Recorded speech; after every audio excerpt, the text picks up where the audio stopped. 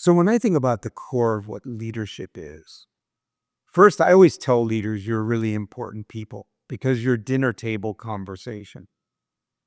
And it's something leaders ought to think about. I guarantee you the people who work for you talk about you at dinner with their family, with their friends. And the question is, what are they saying about you? That's the question you ought to ask. But you are dinner table conversation. That's how important you are.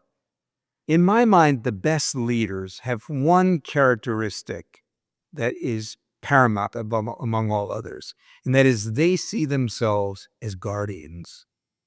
First, they see themselves as guardians of the business itself, its brand, its reputation, and not only guardians of it in this moment, but guardians of it not just right now, but for years ahead. They're not just thinking about the quick win, the easy victory. They're thinking about, I'm the guardian of this brand. This company was here before me. It's going to be here after me. I'm a guardian of this. I'm a guardian of my clients and my customers' experience. Their lives, their businesses are impacted by what my company does and the decisions I make. I'm guardians of my employees. They're giving literally their life force, their time, the one thing that we can give away and never get back to me.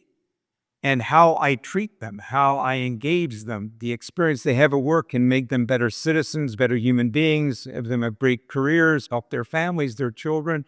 See yourself as a guardian. And of course, a guardian of your shareholders, the people who invested their hard-earned money and may know nothing about your company except something they read on the internet.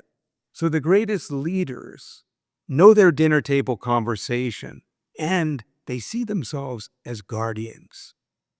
And when I think about that, I think of one of my favorite leaders I met many years ago was a man named Jimmy Blanchard, who for 40 years ran a bank in the United States called Synovus Bank.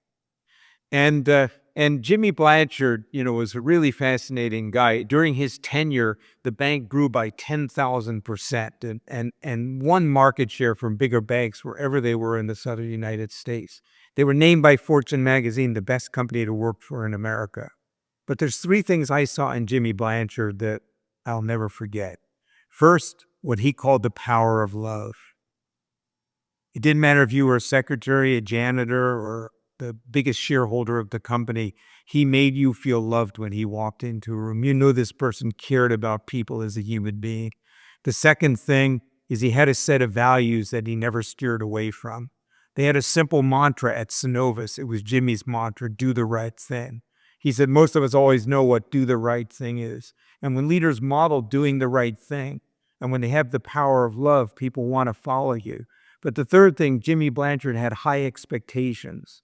He had something he called the 100-0, 100% responsibility, zero excuses. He didn't tolerate mediocrity because he said, we owe our customers and each other our very best. So in that trifecta, you see what great leaders do. First, they have love for customers and for their people. And that love means we want to do our best. Second, they do the right thing. And the right thing means we really care about the outcomes for our customers, our clients, because that's what leaders do. They're guardians.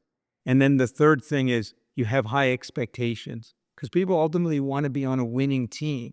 Anybody's ever won a little league or soccer, even when they were, in sixth grade, know what it feels like to be on a winning team. People want to be on a winning team, and that comes from a leader who has high expectations combined with love and integrity. You have those three things like Jimmy Blanchard did, you will be a great leader.